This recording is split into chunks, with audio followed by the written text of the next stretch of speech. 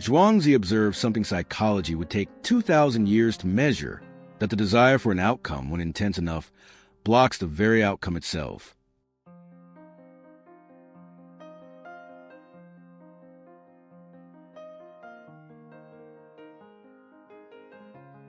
There is a mechanism in the human nervous system that responds to attachment in a counterintuitive way. The more the mind tries to control an outcome, the more actively it interferes with the process that would produce it. It is not weakness. It is not lack of focus. It is the structure of how the brain functions when it senses that something is at stake. Attachment to outcome is an attentional state. It is not emotion, although it produces emotion. It is a form of cognitive resource allocation. When the mind fixes its attention on a desired outcome, it redirects processing away from execution pathways and toward monitoring pathways. This has a technical name: concurrent processing interference. Two systems attempting to run simultaneously on the same neural substrate. And what happens when two processes compete for the same resources? Both become slower. Zhuangzi's archer does not fail because of lack of technique. He fails because one part of his nervous system is executing while another part is monitoring the execution. The two parts compete, and competition has a cost. Attachment to outcome is not irrational. It is an adaptive response to an environment that punishes failure. The mind learns, if I monitor the outcome closely enough, I can intercept the error before it happens. The problem is that the system that monitors is the same system that executes. There is no functional separation. In 1984, psychologist Roy Baumeister at Case Western Reserve University documented what he called ego depletion, the exhaustion of the cognitive resource that sustains self-control. The central finding: the same resource that monitors performance also executes it. Using one consumes the other. Constant vigilance does not protect performance. It consumes it. The illusion is ancient. The human mind evolved in an environment where vigilance meant survival. Those who did not monitor died. That reflex is still present, and it activates whenever the mind perceives that something is at stake. In 1984, at the University of Chicago, psychologist Mihaly Csikszentmihalyi published the first systematic analysis of the state he called flow, the peak functioning of a cognitive system without monitoring interference. The central discovery: the flow state occurs when concern about the outcome is absent, not reduced. Absent. Csikszentmihalyi interviewed surgeons, athletes, musicians, chess players, climbers. The common variable was not talent or training. It was the absence of self-observation during execution. The mind that is not watching itself executes with all available resources. The mind that is watching itself divides those resources. The same pattern was documented by Matthew Syed, former British table tennis player, in his 2010 study of the phenomenon he called choking, the collapse of performance under pressure. His conclusion: collapse is not caused by external pressure. It is caused by the reactivation of conscious monitoring over processes that had already become automated. The experienced performer regresses, not because he forgot, because he remembered he was being watched. Epictetus was born a slave in Phrygia around 50 AD.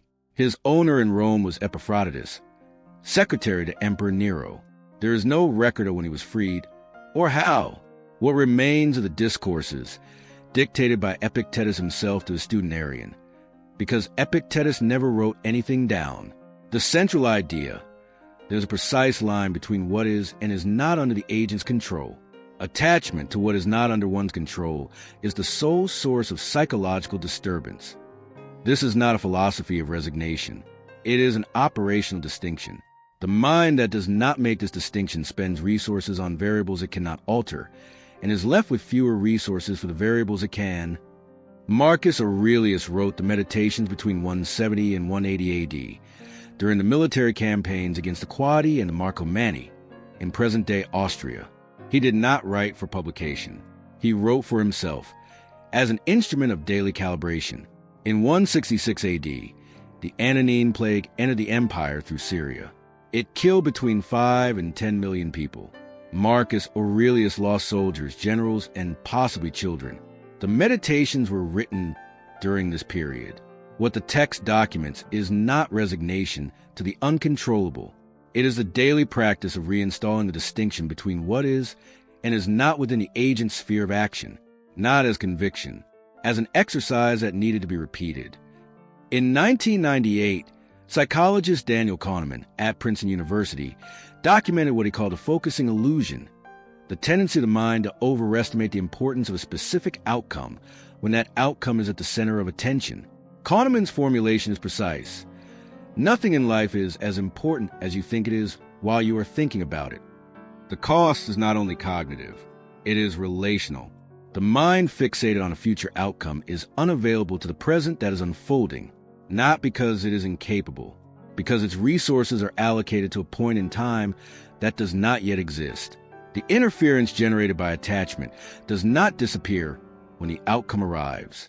It reinstalls itself onto the next outcome. The specific cost documented by Csikszentmihalyi and Baumeister is not impulsivity as a character defect. It is impulsivity as a competence deficit. The ability to inhabit a state of execution without monitoring interference is not innate.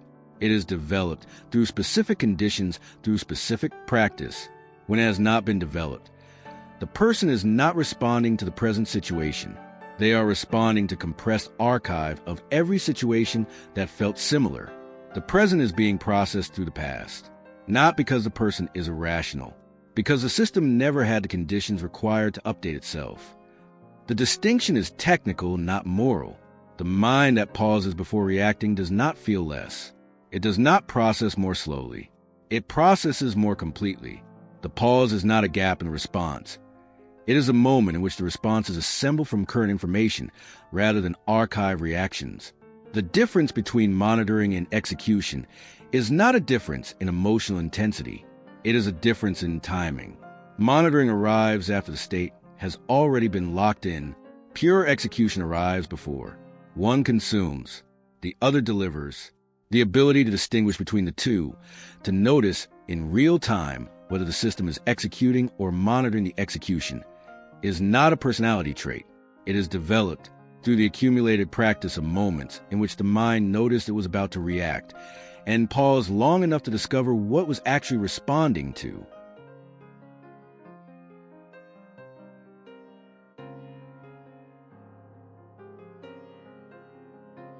The most processed response is not the slowest one. It is the one that arrived after the window was used. Inner observer. Observe your mind. Understand reality.